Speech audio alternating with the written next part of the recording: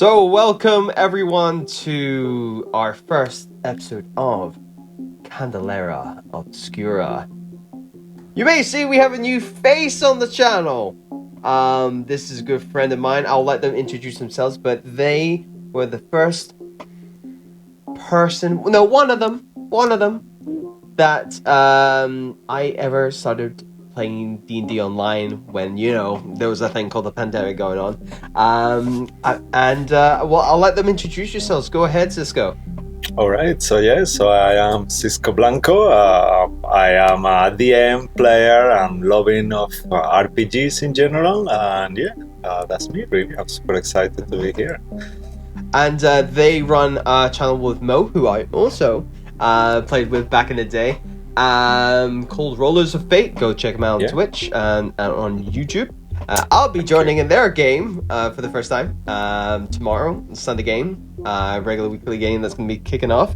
So make sure you tune on to that as well. So if you're not following both of us, get out of here. No, please stay. We love you to stay. Unless you get a bit too scared. Not you! Right, you know these other two. I don't need it. They don't need an intro. No, it's you sick enough of their faces. But welcome, sorry. Cisco. Welcome to the sanity. And this is another episode of Rolly Grail, but this time with some cosmic horror. So, without further ado, I am going to get into the hook of our story today. So, pitch black darkness, like the darkest pit with no end. And suddenly, the lights of this alley start to light up, one after the other. Little electric gas lamps come to life, and one by one begin to light up where we find ourselves in the citadel. The camera pans to the shadow of a lone individual walking to their job in the hallowed harbor. On the way, they suddenly hear moans and screams coming from nearby neighborhood block, which you'd think would set a known person on edge. However, this young man passes this place on his walk to work pretty much every day, as it's part of his usual routine, moving by the infamous Grey Slate Sanatorium. They shrug it off, those awful sounds, again as they usually do, and cross into the Hallow Harbor district. Arriving at the crossroads that connect both of these two districts, it's quiet on the street. It's the slowest part of the week. We can see, we pan to what they have in their arms, and they're carrying a bag full of knives, kitchen knives. We assume he works in the many high-end seafood restaurants that adorn this tourism seaport district, as well as a place of sea trade and commerce prowess. He enters the center of the crossroads, and suddenly it gets cold, which is not really a usual thing around here. Near the sea at night. But this feels different. He stops in his tracks, and he hears once again, this time a single moan. He feels a shiver crawl up his spine. He had already left Grey Slate behind him. All the electric lights on the crossroads start to burn brighter. So much so that he has to cover his eyes as if daylight had returned and began to blind him. The bulbs, then one after the other, explode and shatter. The one closest to him, pieces of glass flying into his face. The man grabs his face, dropping his kitchen knives onto the ground. As they clatter to the ground, he looks up, alone, face bleeding, shards of glass sticking out his face. He sees a faint light in front of him. It seems one of the lights is still working, but it's faint. Trying to see through the blood that's trickling over his eyes, it seems like the light is getting brighter. No, it's getting closer. He sees an outline of something. The light rushes him. We then snap to a overhead shot of the person. This young gentleman standing straight up, arms limp by their side. We then get a close-up of the kitchen knives on the ground. And coming into frame is a hand that picks one up. His hand. We get a close-up, this time, of a bare neck. Veins blue, present. Looking almost blue like cold dead skin. This time with a tinge of warmth, a slight pulse.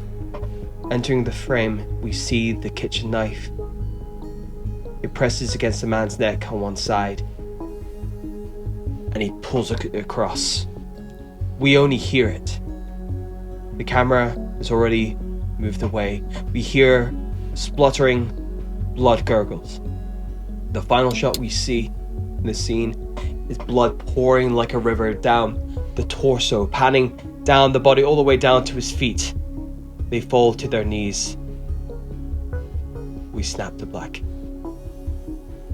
We suddenly appear in the low-lit room with a circular table. Cisco, would you like to describe your character in the interior of this space as we enter this scene? Right. Totally ready.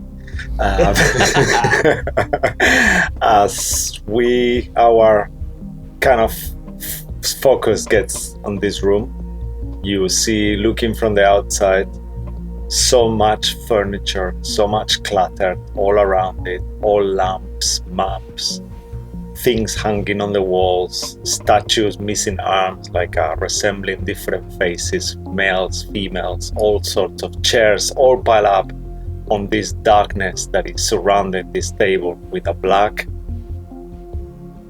tablecloth made of a shiny kind of velvet material, really thick.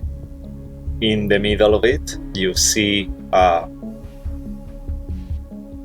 Ouija board, like of sorts, quite old, black with gold letters around it and numbers, circular and kind of like with engraves on it of language that not many will understand unless you speak Old Ferran.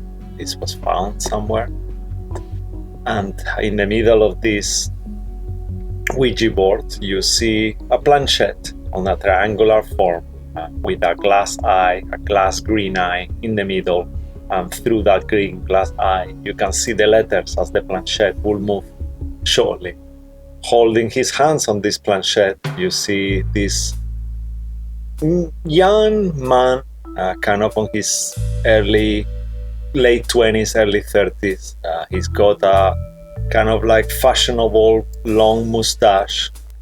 His hair is like a black color, but it seems to be a bit too black to be real. As well as his mustache, he seems like almost like he's been dyed of some sort, and bits of it are flaking slightly. His eyes are blue, bluish green. He's quite handsome, slender, toned, and the top of his head, his hair is kind of like in a nice style to one side, all combed back and sleek and with some kind of gel of some sort. He's wearing a suit and quite formal, the attire of the time, the century, I'll say, kind of like, yeah. And there he is, looking quite serious, kind of his eyes semi-closed as he's holding this planchette. Fantastic. And this setup, this space is set up for what seems to be, well, as it sounds, a seance. You're you're trying to drum up new business, and you're currently doing an open seance to see what kind of fresh eyes you can bring onto your business. And Rob, you are the first to enter this room. There are free seats set up. As free as signed up to come along. to your savings. Rob, you enter into this space, this low-lit space, taking in the smells, taking in the energy as you see Cisco sitting at the other end of the table. Would you like to describe your character and how they come to this space? I guess enter this. How does their energy interact with this space and into the scene that Cisco has kindly set for us here? Rather chaotically, I think, is probably the way to do this. It's got spectacles. Hallo, mein Name ist Klaus von Strudel. I am ein Professor. And I would like to see how this seance turns out. I do not believe in this magic. I do not believe that anything we see today is real. So I am here to prove this is not true. I will be inspecting. I will be looking. And I will be finding anything that looks suspicious. And how would you what do you think they're dressed like? What is this kind of attire like? He is quintessential professor. I mean, bow tie. I'm not even lying. I actually do have the bow tie, but it was just a bit of a pain to put on. I'll see if I could sort that. But he's quintessential professor, bow tie. You know, he's a man in his probably 50s, greying hair. It's a little bit all over the place, higgledy-piggledy. You know, he's not somebody who's too worried about his own appearance. He's more interested in. Well, he is a professor of natural sciences, or in the German term for it, Naturwissenschaften, which is my favourite German word. So he is interested in things that are alive. Like, he wants to see, you know, how the earth interacts with people and animals and things like that. So this is why he's so sceptical of anything else. He doesn't believe in ghosts. He's not interested in anything supernatural. So what he's really looking for is, you know, tripwires and things like that. Anything that is going to show that it's all actually a performance and nothing else. Fantastic. Thibault, sorry, I forgot to introduce his name. Thibault de la Croix will say, please sit comfortably, it's gonna be okay. You can assess whatever you would like, but you have to believe on it for it to work. That's all. Yeah, we shall see. For now, I just sit here and take my notes. Just a little notebook comes out and he starts writing things down. A simplicism. Yeah. And as you're taking these notes, you don't realize that a third individual has literally almost practically breathing down your neck as they are a lighter foot. Josh, would you like to introduce your character? He's come in just right behind, like a ghost, into this space. I think the dear professor, will become conscious of the fact that there's a man stood next to him, looking over his shoulder, and if he makes eye contact with him, he'll just see a big smile. And that's the first thing you notice, just kind of this quintessential charm that washes over this man. He's dressed in a kind of shabby chic mishmash of clothing. Someone who has spent a lifetime observing the rich and the well-to-do of the town and done his best impression of it and what he could get his hands on.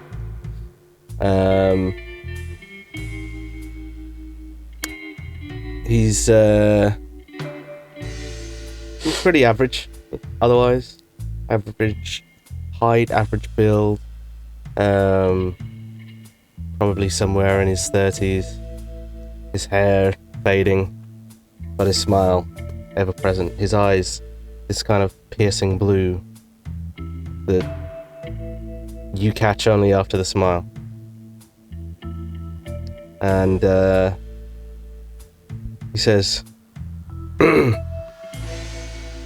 "What are you writing?" Hello. I am watching. I do not believe in this seance. Therefore, I am here to find fault. You may help me with this if you wish, or just enjoy the show, as that is all it is. A show. Okay. I didn't see you arrive. Please take a seat as well. Don't worry about the professor. He's playing me. He's a bit reluctant to what is happening, what we're about to see tonight and perceive. But all will make sense at the right time. And he kind of looks 1 second. You see him looking into the space. And you might even think for a second, what's he looking at? As he looks towards an empty chair that is kind of placed on the very back. On Thibault's mind, he actually sees a shadow of his former husband sitting down on that chair with the legs crossed. But to you all, there is nothing there. And he just looks towards it for a second, gets lost, and goes back to the conversation like, as I was saying, so please take a seat and make yourself comfortable. Whenever you are ready, we could start. Before this point, you hear like a rattling of a tray coming down the stairs. And like, and as this little frail old lady starts coming down into this kind of basement space, this parlor space, and goes, "Triple dear, I've got the tea. Oh, Should I serve it now?" Oh, of course, Auntie Cooper. Please, tea for everyone. I took the liberty of the tea in advance. Thank you, I'm Miss Auntie yes. Cooper. I've only got that breakfast tea. I don't do any of that terrible, shit. Yeah, of course. Professor, tea for you? Tea for you as well. Yeah. So good. Yeah. May I call you Professor, actually? Yeah, I am just Professor, yeah. What may I call you, gentlemen? Look towards. My name is Arthur. Arthur. May I call you Arthur? Arthur? Yeah, Arthur or Arthur. Whatever you want, really. Thank you, Auntie Cooper. You're ever so kind. Thank you. No problem at all. Thank you, ma'am. And starts to pour the tea, and you guys are kind of nervous as she comes close. The tea is, and it's like got one of those kind of flimsy lids on it, and you're really freaking worried she's gonna pour hot water on you. Is it like some of it's getting in the cup and some of it's going on the tray and just like shaky hands? To be honest, yeah, it's more like like a sprinkler system going on. Like, but it's not like most of it goes in the cup. Yeah, I mean, you can imagine what she was like in her heyday. She'd be like serving tea like a martial artist, but now maybe not so much. Maybe in the past life.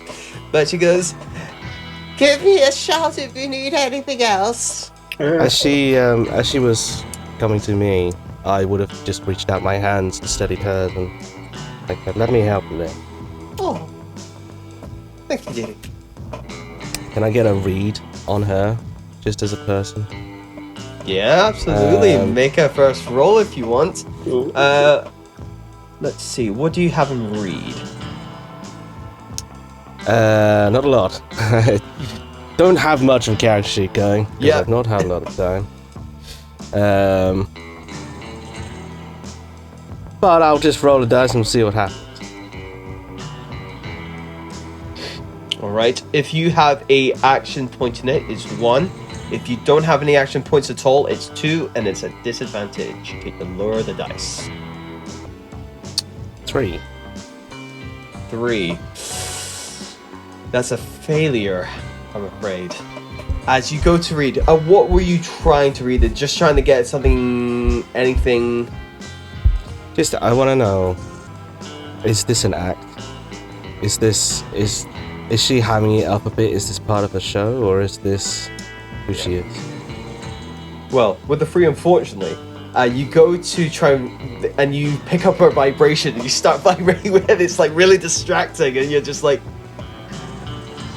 Okay. I believe. I'll focus on not getting hot water on my... Yeah, you just kind of like, you go for the read, and then you kind of like, I can imagine maybe she's the first person that come up to you, and then you're like, oh, okay, this is thing. Could I actually interject just a little something, if you allow me, actually? Just maybe with that 3, maybe you notice that she has a tiny handbag that she's carrying as well on her arm. And coming out of the handbag, you will see the back of a little gun, like a pistol that she's got in her handbag that will probably freak you out quite a lot. That she's got it, like, you know, like one of those, like ready to, in case she's mugged, she's got like a little pistol in her handbag. Seems dangerous with someone who's shaky. That's what I mean, yeah. So maybe that will freak you out. Yeah. Imagine what she's like if she's like this with the tea. Anything could happen. Oh, good old Auntie. I think we're gonna die. This is how your circle dies. Before it even starts. Is she our arch villain? That's what I want to know. Bad. Yeah, I thought so. I assumed you found us out already. Yeah. As you guys finally get your tea, thankfully unscathed, she returns up the stairs and disappears. Unless, is there any kind of final things from yourself? If you don't mind, Professor? Yeah. Yes. One of the brilliant mechanics of this game is that every single one of us can have up to 3 bits of gear that we can have on us, and we can decide on those bits of gear as we go. We don't have to say, right, I've got this, and this. Yeah. So, my professor, he's going to go into his coat and he's going to pull out. I don't know if anyone remembers this from science school. Does anyone remember those tiny little slips of litmus paper? Litmus paper. Oh, right, yeah. So this Test is acidity. exactly. Describe. So this Describe this. This tests for acidity, or the other one. I'm a professor. Yes. Alkaline or acid. And basically, my professor character is so skeptical. He is worried that even drinking this tea is going to give him hallucinogens and things like that. So he puts the litmus paper into the tea. Yeah. To see if it cuts. So if it's acid, it will come out red. If it's alkaline, it will come out purple. And if it's fine, it will come out green. Okay. So that's my first bit of gear. All right. Absolutely. Well, I feel without any roll needed, I feel like you go dip it in the water, and it is green. So this is acceptable. Green light your mug. So, So, with that, she rattles the tray with the tea, the empty, what's it called? My brain this evening. The kettle, and heads back upstairs. Next to the spirit board, you have also 2 candles. They are both unlit at the moment. One white candle with a little sun, kind of like on the candelabra that is holding it, and another black candle with a moon on the right, with a little also with the candelabra is got a little moon, kind of engraved. And as you hear the rattling get to the top of the stairs, they stop and you go, "Oh, sorry, dearie. Yes, they're just down there." And as you hear the rattling disappear into the hallway that you came through to come down here, and descending the stairs is this kind of described as in terms of dress sense, very kind of was it like the undead bride, corpse bride almost, but it's like all black, coming down the stairs, kind of have their hair like a little what's it called? It's not like a it's something like this. Imagine something like my headset here, but it's just like a bit of cloth holding down my hair to stop it going everywhere. A little hairband. And to come downstairs, you see this individual, and you see the bottom half there is like a dress. So it's like draped across the stairs, almost ethereal, like as she's coming down the stairs, and eventually see her. But it's not eyes you look into. She has a blindfold,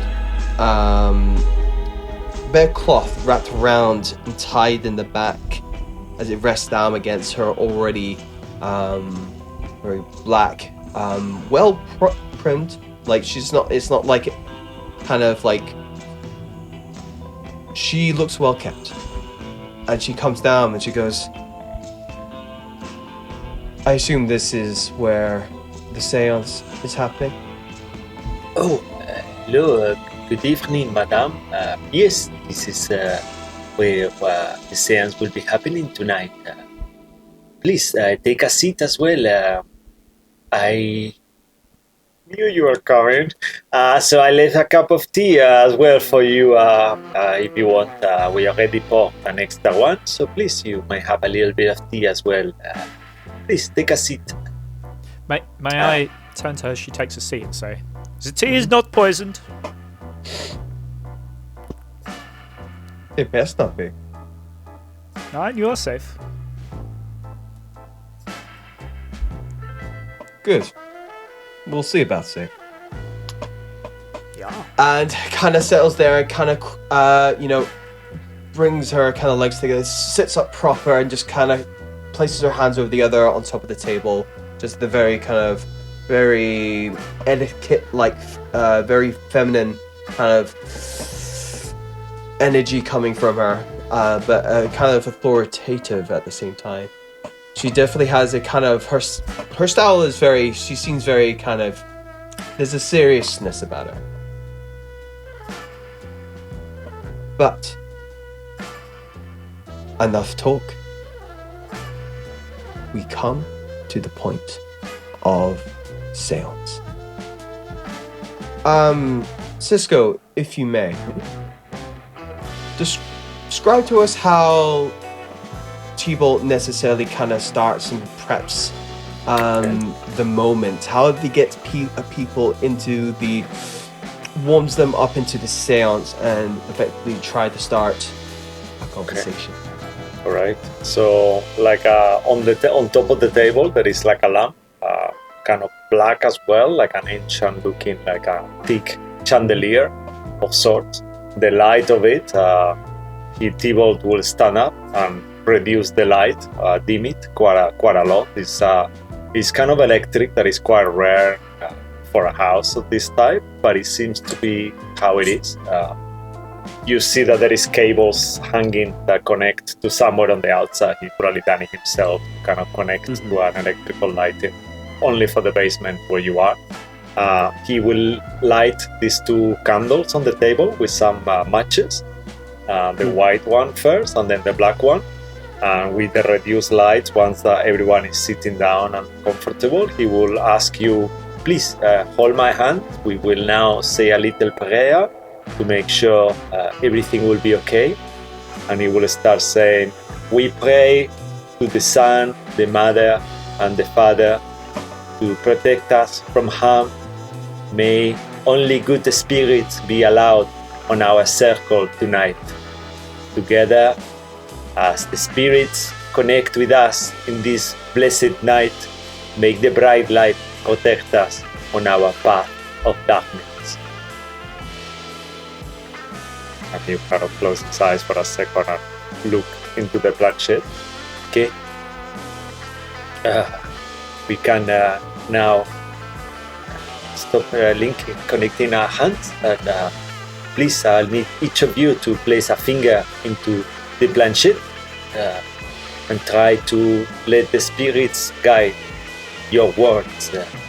Is it anyone you had in mind, madam, gentlemen, someone specifically you were hoping to contact tonight?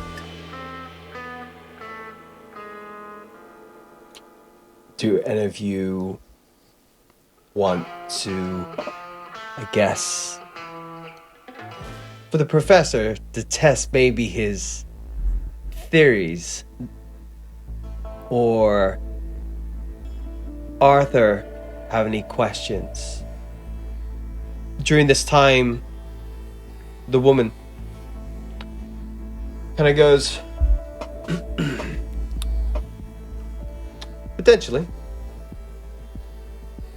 Oh, okay, that will be good. Yeah, a friend of mine.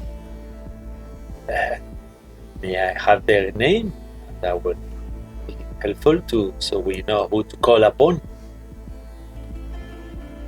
His name was Douglas. Douglas. Okay. May I know he was just your friend? Yeah. Okay. Yeah. Right.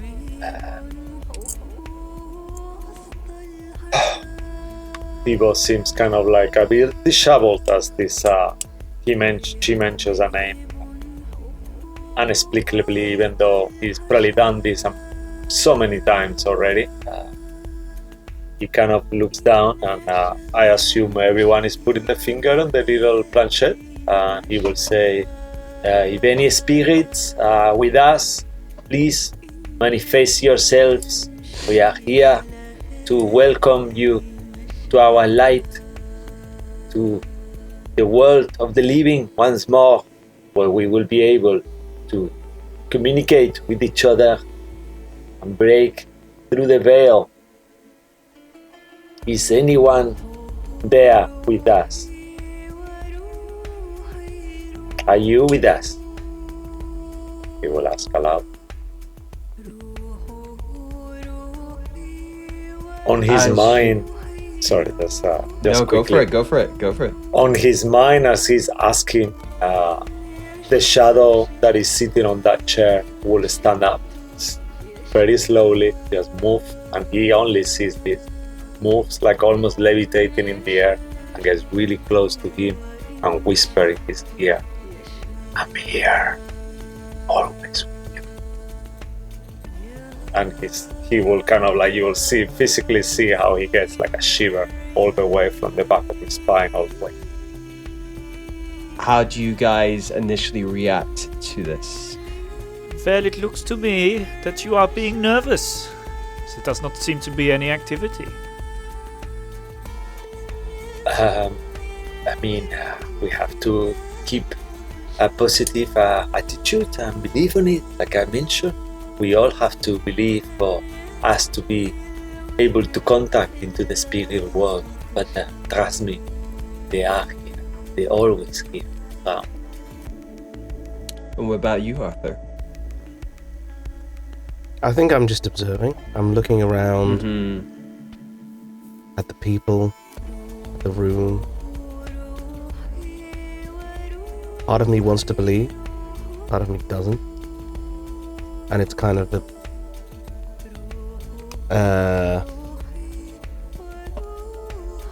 balance between letting go or not. And sorry, Professor, what about you? I will believe it when I see it. And the woman kind of just has the finger on it. Just quiet. Looking expecting. It is at this point that the shadow who whispers in your ear looks up to something. And the candles, all light is extinguished in this room. They're here. A simple gust of wind, gentlemen.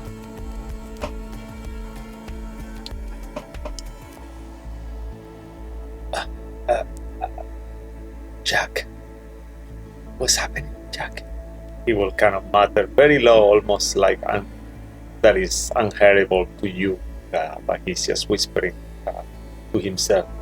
What's happening, Jack? As you ask him this question, in the middle of the table, up to the point of the ceiling, a rift opens up, and blue ethereal energy starts to pour. Not too far out, it's just like a little tear in reality. And a bit of it almost like breaks off, like a gaseous form, and kind of starts whirling around the space and smashing all the clutter. How do you react to this? What your initial... Yeah. This is impressive. This is impressive. I do not know how you do this. The lady instantly snaps her head and observes everything that's going on. Almost like there's this look of threat assessment going on in her face. Yeah, Thibaut will jump back out of the chair, move as far back into the room as possible, away from the rift, and will shout, "Move away from there! Do not get close to the rift! All of you, move out before it's too late!" And you will see like fear, he's trembling with fear, like shaking everywhere, and he's, for a second, with this blue light, you don't know if it's like the light itself is reflecting on him, but his hair and mustache looks like ethereal blue, matching the same color on the rift. Exactly, like almost like he's glowing with the same color. At this point, this thing is being like a poltergeist, just smashing through stuff, and eventually goes through the ceiling and disappears. The rift closes. Then you hear outside of this building of glass shattering. And silence. You sit in silence. Smell of like the candles that have just been put out, that little kind of candle ashy smell. And just quiet. A random glass just falls over, smashes, breaks the silence in the room. And then suddenly you hear a woman scream. Outside, not in this room. The woman that's with you runs up the stairs and disappears. Madam, are you all alright? Please, I promise you this is not usual, this is not meant to happen. Are you alright, Professor? And you, Mr. Arthur? All okay? Can I just check, is it still dark in the room? All light was like snuffed, and then the rift was the only other form of light, and now it's shut. It's now just dark in here. Art, something has a hold of you. You don't know what it is. I will just reach out a hand and try and feel what this is. Am I allowed to tell him? I guess. Cool. It's up to you. It's me, don't worry. It's the professor. Let's just say you feel his glasses. I'll just strike the palm to the face. Yeah. It's basically... It's the first time in quite a while that the professor's been a bit scared. So he's like grabbed hold of you and hugged you. But of course it's pitch black, so you can't see. I will reach kind of like patting her on between the furniture that is all even more disheveled, probably falling bits around, and try to look for the switch to turn the light back on. But at the same time, I will take out this necklace that it looks like a locket. And I will just, for a second, while I'm still in the darkness, hold it in my hand and flick it around and try to sense if there is still bleed or anything like that on the room, any essence. He wouldn't know what bleed is really, but he will be thinking, to make sure that this entity is no longer here. Of course. So I will try to feel, and that's my Yeah, this lead is detector, actually. low stakes roll. Roll me a sense roll, please. Okay, so I have two on sense. So I'll just roll 2 die. So that's a 2 and a 3. That's a failure. 2 and a 3. No real consequences here. It's about trying to see where it's gone. The energy that was maybe in here disappeared, as from what you can gather, it's disappeared as quickly as it arrived. As the light goes on, I'll say, what was that scream outside? We should check it out. Obviously, whatever was here is escaped. We did this, right? Yeah. You start Alright, to hear people gathering outside your place of business, where you have your parlor. Just outside, because you're like in this kind of basement area, and then actually to just help the others get an idea of what kind of space this is and where you kind of what this is, to kind of describe the kind of architecture of this place, to help kind of paint a word picture, Cisco. Yeah, so I will imagine it to be like a 3-story house, like Victorian style, kind of like within the facade of the building is quite it's got all this detail and filigree kind of like all around the plastering of it, and it's painted like a kind of like a lightish kind of red, like a terracotta kind of style like that, and white. But you see it's really dilapidated and kind of like it's probably really old. And then coming from the basement itself, there is a stairs that go up into the first floor. That is where you entered from, and in there is like a lobby, like a lounge area that connects to a set of spiral staircases that go up towards the rooms. And then the exit or the entrance of the house is kind of like adjacent to this lobby area, all decorated with like old furniture. It smells like a talcum powder and this kind of rose, like a really strong smell, like of the It's sea. fine. No. Yeah, coming from me, Auntie Cooper. Yeah, smell. Yeah. Fantastic. And as so this, to kind of help, now we have a bit more of this word picture, is that you're hearing these sounds because the basement's not too far from, obviously, as we've spoken about, the lobby, and you can hear like almost as if the lobby door, the exit of this door has been left open, so you can hear a commotion, people gathering, a crowd outside your building. This is bad. This is bad for business. Professor, I hope you're starting to believe now. Please, let's follow me. Let's have a look. And I'll kind of duck out of the dart. Fantastic.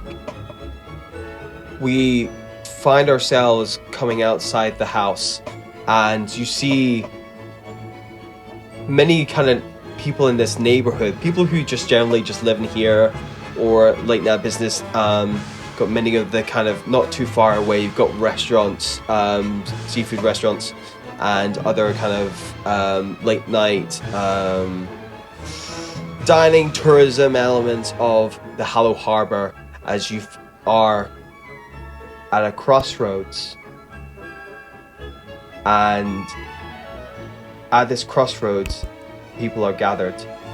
And as you get closer, you can see in a drain not too far away from you, just before you even arrive at this scene, a river of blood draining into this sewage drain. And as you get closer, we see the young gentleman from our scene earlier, throat slit, white as a sheet. And you see the woman from before in your seance, down on kind of one knee, looking at the body. observing it, standing up, and turning around to you. Madame, what's happened here? Who is this gentleman? Professor, are you proficient in medicine? You said that you are a professor of science, but can you help this man? His neck is slashed. There's blood everywhere. I guess now we see like. Well, first things first. The professor's still got hold of art. Oh, no. But in the light of day, he wants to try and play it off. So he's gonna be like, well, "Unhand me, please. I do not need you. I do not need you. Art is the death of science." I've been holding that for quite a while.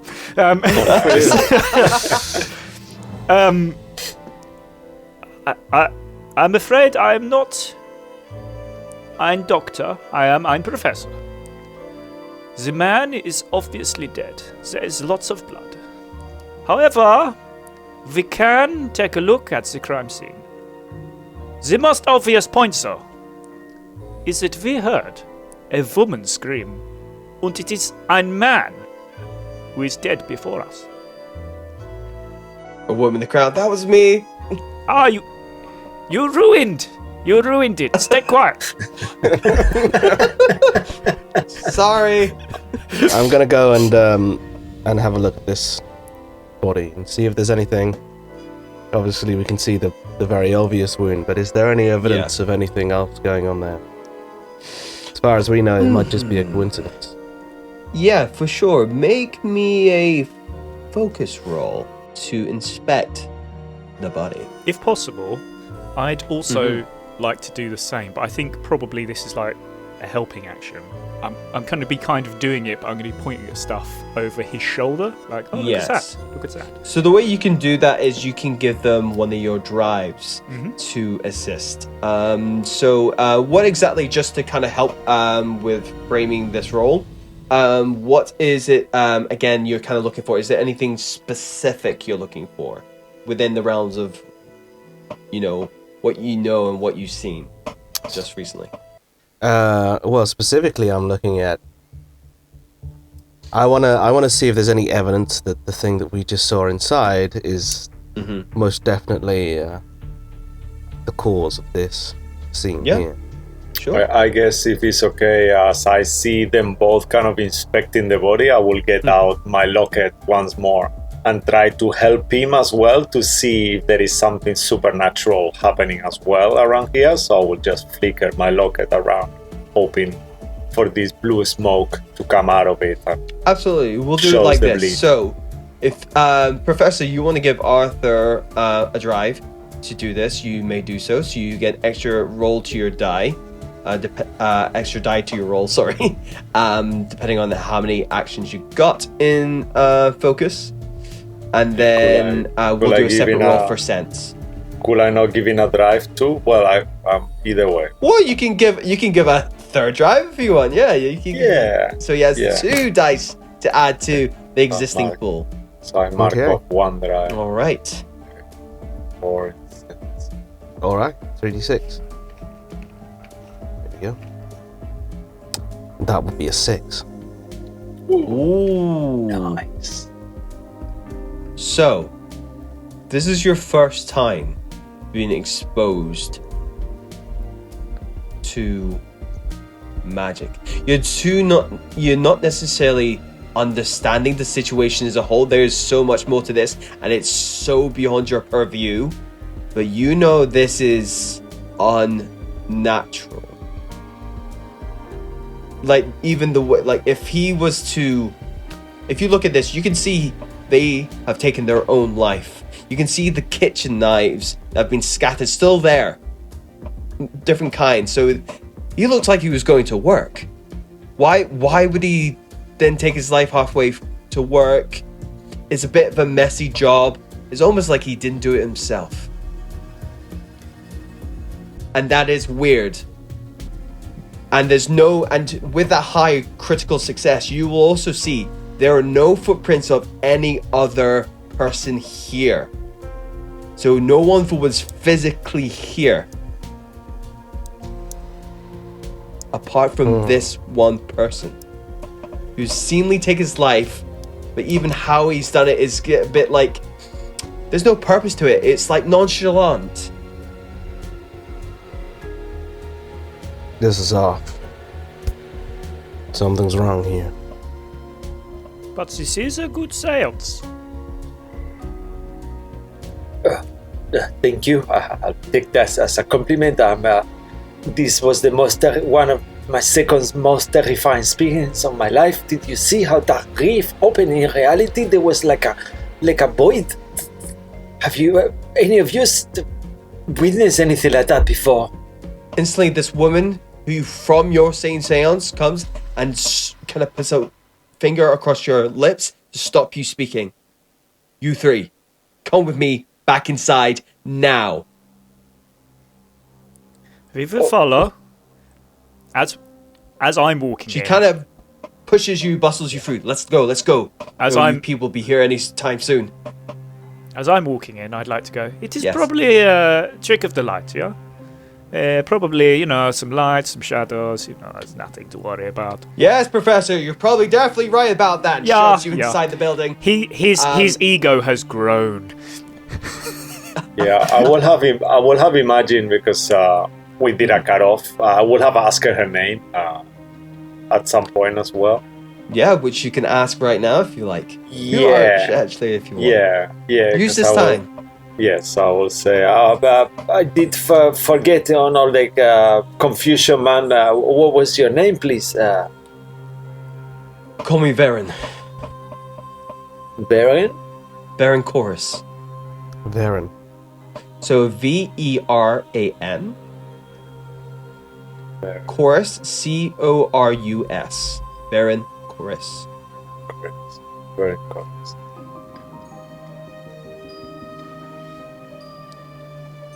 Okay, And- may I call you Miss or Mrs. Corres? Or? They go as she, they. Oh, okay, perfect. Yes, well, I don't see I have a choice. Of course, I will follow you. I just kind of go right behind her, completely subdued to her command. As they bring you to the lobby, and you go back downstairs into the chaos. You think this room could anyway? It's like a natural storm kicked in here, and she brings you down here, and she goes, I wanted to see, and apologies I had not said anything sooner, but let me be blunt. What you saw, that was real. I wanted to see if you were, and looks to you, T-Bolt, were the real thing or just another con? And it is the latter. That was terrifying. I'm not sure anymore what happened there, but nothing like that has ever happened so strongly. I can assure you, madam. So you, do you know? Have you seen something like this? Why did you stop me from talking earlier on? May I? I'm so sorry to jump in, but Yeah. I am almost certain, David, you made a small mistake there, which I want to jump on as a character, where you said Yes. what you actually accidentally said is that you think he's a fraud, but I'm pretty sure you meant to say that he wasn't, because you said it was the latter. I wanted to see if you were the real thing or just another con. And it is the latter. No, so what they were saying is like Yeah. they weren't sure. They came in thinking they were a fraud. Yeah. Or they wanted, similar to you actually as your character, wanted to see what was going on. Yeah. But my professor Well, is going to jump in on on the go accidental for it. thing that you've said that you Absolutely. 100% didn't mean. Be like, yeah, I knew it was a fraud, yeah. That was It's not like, a fraud. no, it's actually completely... No, I knew I said it. No takesies backsies. What you saw tonight was real. There'll be no refunds, fraud or no fraud. I'm sorry. Sorry, my guy's just written in his little notepad, no takesies backsies, so that's there now. Sorry. The scene can continue now. At this point, she goes, "Look, what you did see was real. We call that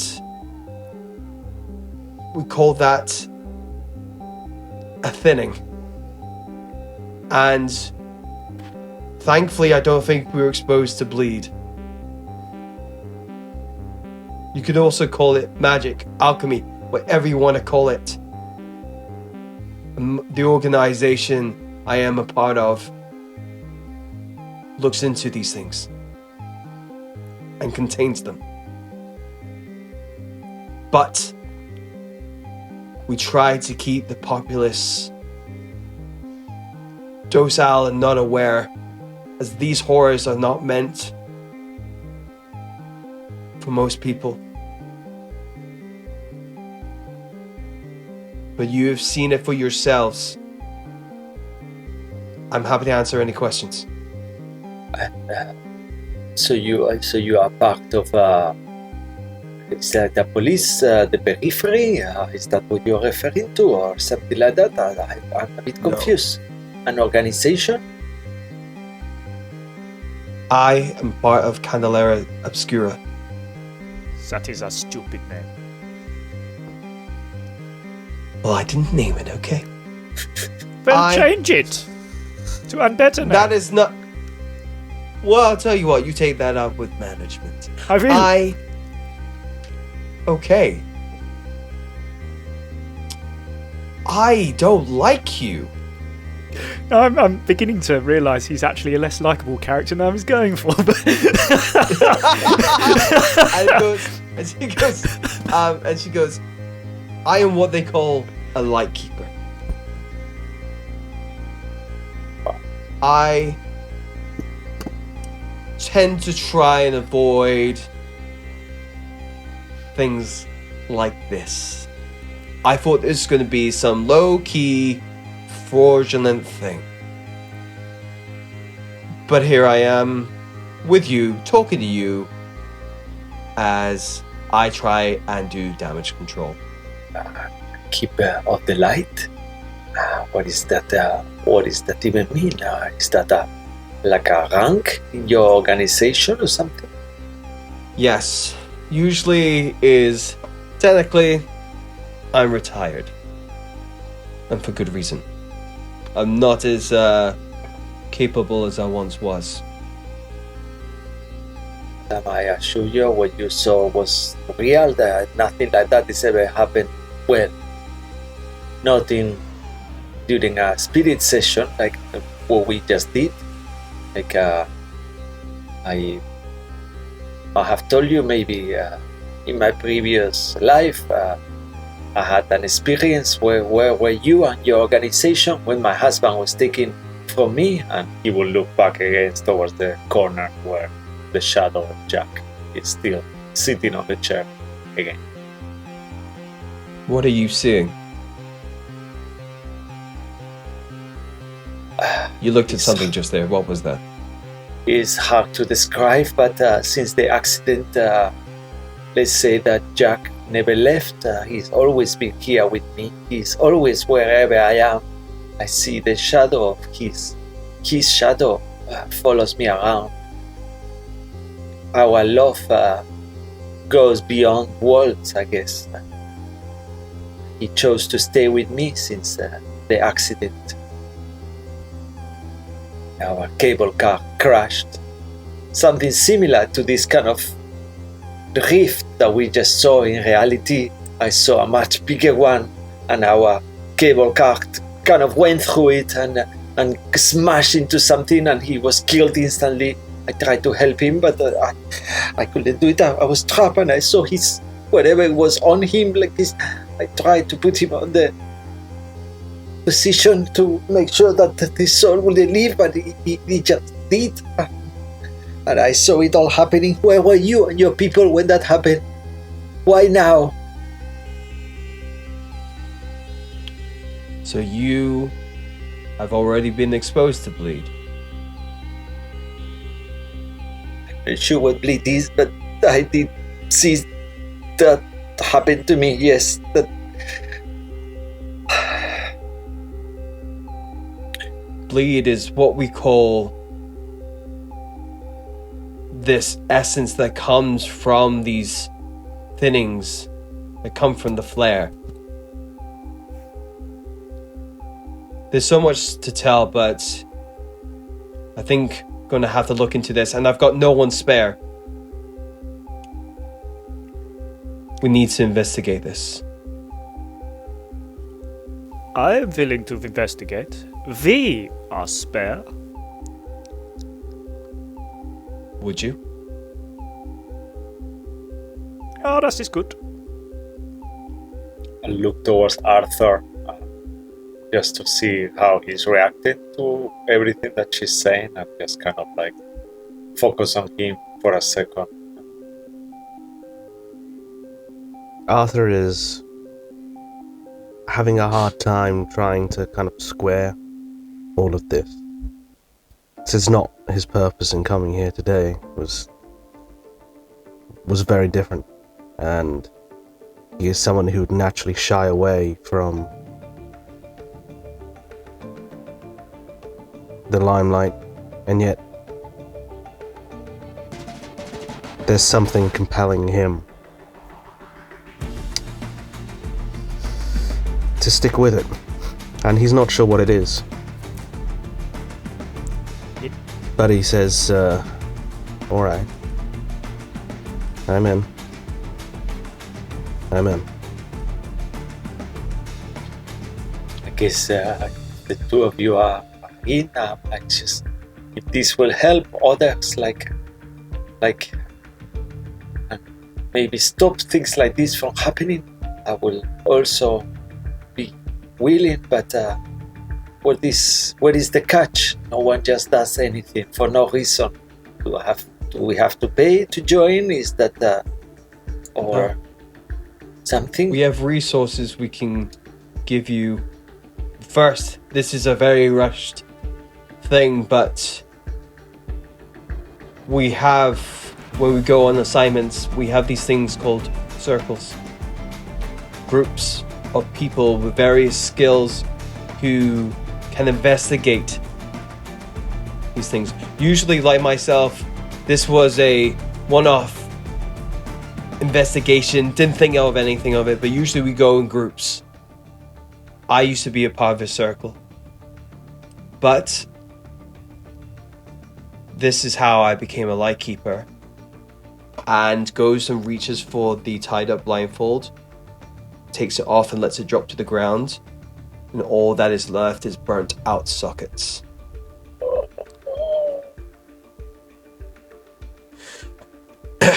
This is what bleed did to me.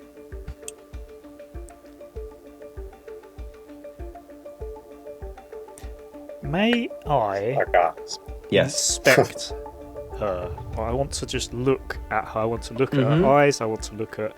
Like, I assume Look at there are her. other scars and things like that, and just take a look, see what you know.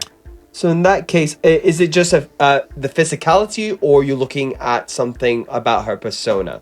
I would say a bit of both, really. Okay, in that case, I'll make this a focus roll. All right, cool. I have 2 in that. Hey. I got a 6 and a 4, so I take the higher. I assume. Oh, hold on. Yeah. I did. Am I right in? Oh no. Yeah. Focus. I've got a little diamond. So Yeah, is what one of the dice you rolled, is that your gilded? it is. The orange one was the 4. Can I take the 4? You can take the 4, it'll be a mixed success, but you can get a drive back. Yeah, let's do that. Fantastic, alright. So with a mixed success, to try and get a bit of both, again, what are you trying to get from both of these things? And I can give you kind of what you get. As you say, sort of a read from her, trying to understand. So it's partially I'm thinking, what are the other scars? What are the things that, if I put myself in this position, might happen to me? But also, what's the story on her face, or the story of her that you can see in her clothes, in her body, in her scars, in her everything like that. You can see that from a physical standpoint, it does seem the only thing that seems to be have affected her are her eyes. I mean, you can't really do much after that point, but somehow she's still been able to sense at you and be able to look where you go. Almost she still has them. Mm-hmm. And this, but you don't know why. And then from a personality perspective, because of her infliction, this probably speaks to why she's a bit blunt and direct. Because, she's been through the worst thing. In her experience. She's seen things literally so horrible that her eyes have now disintegrated. However that happened, you don't know. Yeah, the Tibo will be speechless, kind of looking towards the voids on her eyes, where her eyes used to be. And as he keeps touching his mustache, now you will see that the kind of black dye, like a charcoal or something, is kind of almost falling from one side. So you see that one side of his mustache is completely white, like alabaster white. Like almost like whatever it was covering it fell off. As he twists his head for a second and looks at his fingers that are black. It's blue jacket. So, I currently don't have a circle to look after, and this is a last minute call on this, but I can authenticate it. And I conclude that I will make you into a new circle. It's up to you. If you stay, go, after we look into this phenomena. But I'll be honest, there's another reason why I came to this seance. This is kind of coming across as something similar occurrences, rumors that I have heard next door in Groundswell.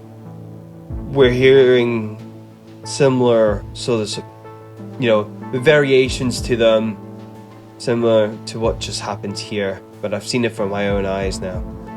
Well, sorry, bad joke of mine. And so... I know, it's unbelievable that you can actually see without eyes. You do, right? I see how you're looking at things, and I kind of feel super awkward that I say that too. You're not entirely wrong. I can see your auras, but I can't see your vessels, if you catch what I'm saying. Like, I can see energies, but I can't see your complexion. I can't see how much you weigh. I can't see. I can just sense you're there. Well, madam, allow me to tell you, I have ein six-pack. He does not. I just know that's a lie. I don't need to sense that. Well, madam. Oh, this is stupid. Sorry. I don't know why I'm laughing at that. Well, madam, you may be visually challenged, but you can see that I am lying. This is true. I can't. Now, you say you have mentioned Groundswell. This seems like the best place to go to next. Would everyone agree? But that's where I plan on sending you. Yes, but what are we looking for? We saw, I saw you looking towards upstairs to that corpse that is still laying on the front of my building. I'm surprised that we don't have the periphery here asking questions and sniffing around already. But I saw you looking at it after. Do you think he did it to himself? Is that what happened? Why will a man kill himself right in my doorstep? Something tells me he didn't. Dun, dun, dun. My eyes don't lie. So, I'm going to be sending you to Groundswell to look into that. We feel like there's another party presence in the area looking for something that's related to this also. We don't know who it is. We don't know if it's OUP or anyone else. But they'll be here any time now. So leave while you can to go investigate before they start knocking on doors and start asking questions. Well then, there's no time to waste. To the science mobile. And I run upstairs. Okay, but just one second. Where are we gonna? I'm already looking gone. for. Damn it! Look towards Arthur once more, like I shrug my shoulders. Damn, he's fast. Science drives him. I can see it. If you want, I can allow one of your pieces of gear to be a science car, the car that you drive around in. Screw it, let's do that. That's got to happen, isn't it? Okay, that could be a second piece of gear. And as you gather into the science mobile and head over to Groundswell, which is not far away, it'll be literally a 5-minute drive away. And before we close for a break, for the end of the first half of our episode here today, I am going to ask you, and we're going to do it live here. We are going to choose your circle's ability. Don't need a name for your circle just yet. Oh, You can let that come organically. I have a name already. Oh, You do guys. you? I just came up with Alright, bring it to the well. group, let's go. Yeah. If everyone is up with it, I was thinking Circle of Shadows and Light, because we just were on the shadows. I see shadows as a spirit, and we were illuminated by the light of the candle when this happened, and it kind of went off. I Nice. don't know. I just came up with it now, like but I that. don't know. Yeah. Shadows and light. And as we enter the car, Mobile. the science mobile, your newly anointed lightkeeper says, I W the Circle of Shadow and Light.